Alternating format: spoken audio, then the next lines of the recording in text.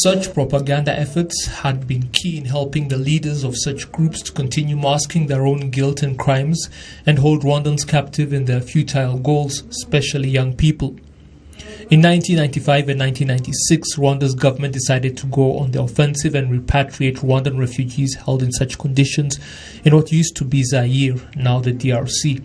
But it only spurred the propaganda mongers to claim that Rwanda's defense force had gone to kill the refugees. Such claims have been categorically refuted, as seen here during discussions with the diaspora on Rwanda's liberation. Mu gikorwa cyo gucyura impunzi kuva muri Zaire nta nkambi nimwe. During the operations to repatriate refugees from Zaire, not one camp, be it Gatare, Gahindo, in Ruchuro, Kibumba, Mugunga, Katana, Gashusha, Kansayo, or Kamanyora in South Kivu, not one of them saw fighting. Not one was attacked, not one. Rwanda's defense forces did not go into Congo to kill Rwandans. They were there to bring them back, to repatriate Rwandans that were being held hostage by those armed groups that had committed atrocities here in Rwanda.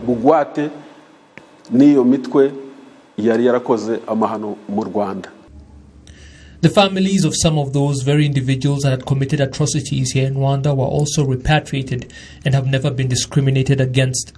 Nitwa Mukiza wiri Maurice nkaba ndi umwana wa kabiri wa General Major Naunguka Pacifique. My name is Willie Maurice Mukiza and I am the second born of Major General Patrick Naunguka. We are three children of his and he is in the forests of the eastern DRC, part of terrorist groups trying to destabilize Rwanda's security. Even though our father is in those forests across the border, the country has not forsaken us. We were able to get an education just like everybody else. We have security and are not persecuted in any way. You have cared for us, as you have been doing for all Rwandans. My older brother went to university on a government scholarship and is now doing his master's in China.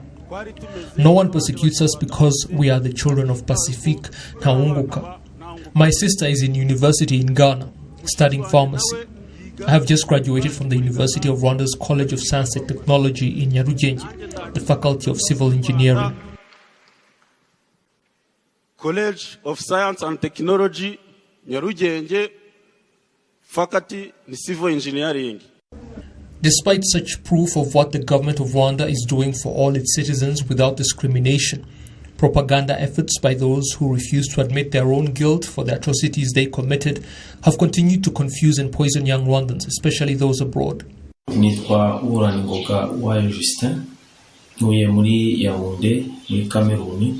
name is Justin Wayo Uhoraningoga and I live in Yaoundé, Cameroon.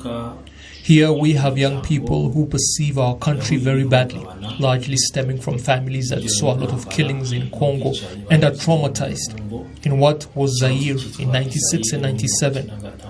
They say Rwanda's soldiers played a role in that. What can you help them understand during this discussion so that they may be free of all that? Niki mwabafasha kumva muri iki kiganiro kugira ngo nabo babashe kubohoka. The general reiterated that such false allegations are only meant to keep people captive. Urubyiruko rero nk'abajiste bakwiye gusobanukirwa ukuri bakamenya ko n'intwaro ya propaganda isigaranywe nabo batsimbaraye kuri ibyo bitekerezo by'ingengabitekerezo. Young people like Justin should understand the truth and realize that this is a propaganda weapon used by those who have clung on to genocidal ideologies in order to continue holding captive people in such countries. They should therefore listen to the truth because those who speak it are there, people like Jean Bosco. Was he not in those camps? Has he not given testimony of what really happened?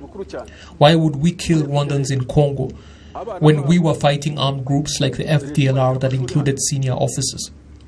Their children are on government scholarships here. General Murenzi is now a brigade commander, in charge of a special brigade in the RDF. Before he came back, however, he was in charge of intelligence in the FDLR. His children's studies were paid for by the RDF. Would you kill Rwandans in Congo only to pay for their children's school fees here? One of General Murenzi's sons, Tresor Mukiza's education was paid for by the RDF and he has now completed his PhD in microbiology in the US and is doing research on different cancers. Would the forces doing that also kill people in Congo? That is impossible. Recently, you saw the son of the one who calls himself General Pacifique Ntawunguka. His son, Maurice Muchiza, is an engineer and graduated from KIST on a government scholarship. Can you then want to kill Rwandans in Congo while the government is paying for Maurice's education to the point of him becoming an engineer? His sister is in Ghana, his older brother in China on a government scholarship. How is that possible? That propaganda, therefore, as we noted on social media and among youth, is the very thing they should be resisting, fighting against. Ibyo ngibyo byashoboka. Izo propaganda rero nizo twavugaga ku nkoranyambaga cyangwa mu biganiro by'urubyiruko nizo bakwiye kurwanya.